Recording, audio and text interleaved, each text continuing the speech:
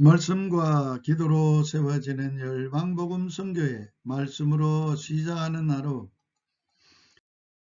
2022년 10월 15일 토요일 오늘의 말씀은 마태복음 9장 35절에서 38절 주제 추수할 일꾼들을 보내어 주소서.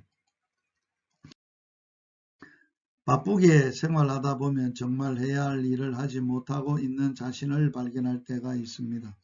많은 사람이 바쁘게 일하지만 그들은 왜 무엇을 위해 일하는 것일까요?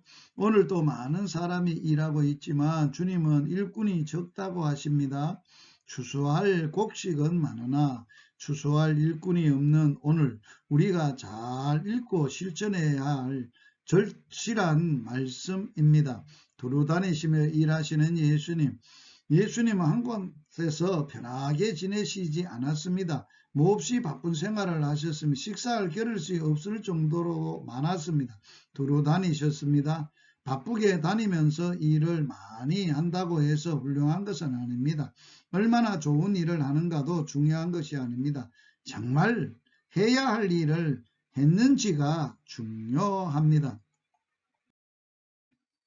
예수님은 복음을 전파하신 예수님은 천국 복음을 전파했습니다. 복음은 죽은 자들을 살리는 능력입니다. 그러므로 복음을 전파야말로 우리가 해야 할 일 중에 가장 귀한 일입니다. 가르치신 예수님, 복음 전파로 끝나서는 안 됩니다. 가르쳐야 합니다. 천국 백성의 살 길을 가르쳐주는 일도 우리가 해야 할 중요한 일입니다. 믿음이란 의대생이 믿음이 어린 형제에게 진리를 계속 가르쳐주는 일은 의학 공부보다도 중요합니다.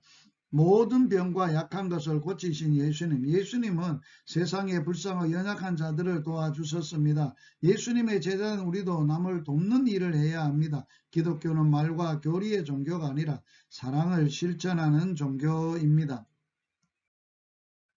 민망히 여기시는 예수님, 백성들의 목자가 되어 두루다니시면서 일하시는 예수님은 힘든 세상에서 고생하며 유리하는 양떼를 보실 때마다 불쌍했습니다. 더욱 불쌍한 것은 그들을 도와주며 의와 생명과 평화기를 이끌어주는 목자가 없다는 사실이었습니다. 당신도 예수님의 목자의 심정을 가지고 있습니까? 양떼들을 진리와 사랑으로 돌보고 있습니까?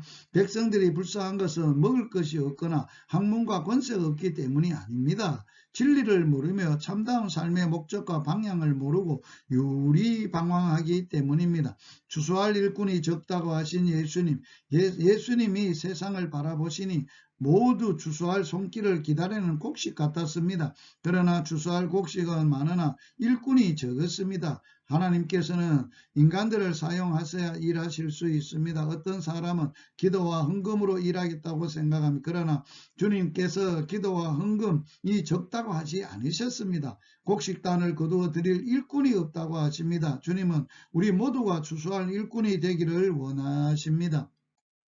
오늘의 말씀에 순종하기, 진리를 모르며 참다운 삶의 목적과 방향을 모르고 방황유리하는 백성들을 주님의 심장을 가지고 주님처럼 사역하는 복된 하루가 되시기를 주의 이름으로 축복합니다.